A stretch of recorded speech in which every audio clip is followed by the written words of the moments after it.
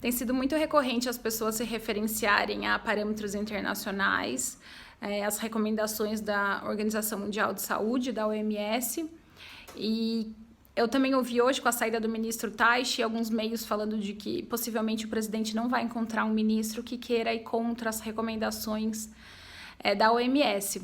Eu acho muito importante, nesse momento que a gente tem estado mais aberto para essas questões, a gente se empoderar sobre o que são os sistemas de proteção dos direitos humanos.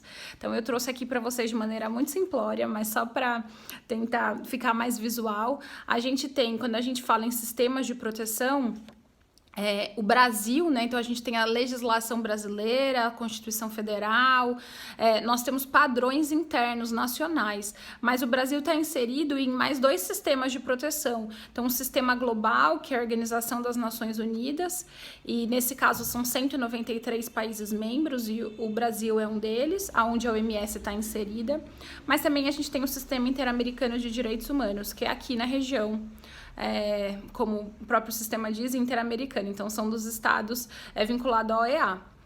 O que eu queria... Por que eu acho que a gente tem que entender e se apropriar disso? Porque isso impacta na nossa vida. Aqui, em âmbito do Sistema Interamericano de Direitos Humanos, o Brasil já foi condenado. A Lei Maria da Penha veio de uma condenação.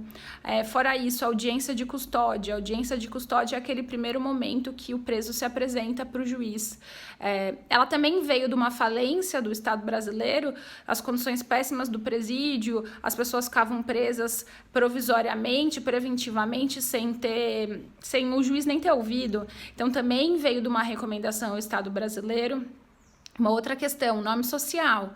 Quando o STF entendeu que é possível nome social sem uma cirurgia para as pessoas trans, né, o nome social para as pessoas trans, os ministros foram muito claros de que eles estavam seguindo opinião consultiva do sistema interamericano. Então, isso impacta nas nossas vidas, e agora a gente tem visto muito mais por causa das recomendações da OMS.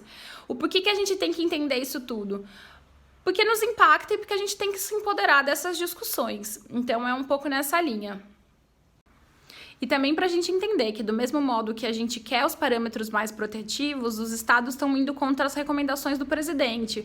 Por quê? Porque se quer um parâmetro que dialogue com o que o mundo está falando, com o que o mundo está fazendo. Então, é muito claro que, em relação ao direito à saúde, quando nos impacta, a gente tem falado sobre os parâmetros internacionais. Mas isso é um chamado, é uma atenção para que a gente também tenha essa consciência em relação ao próximo, em relação a outros direitos que muitas vezes não nos diz respeito. A maioria aqui não deve ter sido encarcerada ou não tem violência doméstica dentro de casa, mas do mesmo jeito que para o nosso direito à saúde a gente quer um parâmetro mais protetivo, que a gente tenha isso em mente para quando a gente fale sobre outros temas como desencarceramento em massa, violência doméstica, questões de migração, violência contra comunicadores, liberdade de imprensa. Isso tudo são temas, e muitos outros, que têm parâmetros protetivos nesses sistemas. Então, é nesse sentido que eu quis trazer essa reflexão. Obrigada.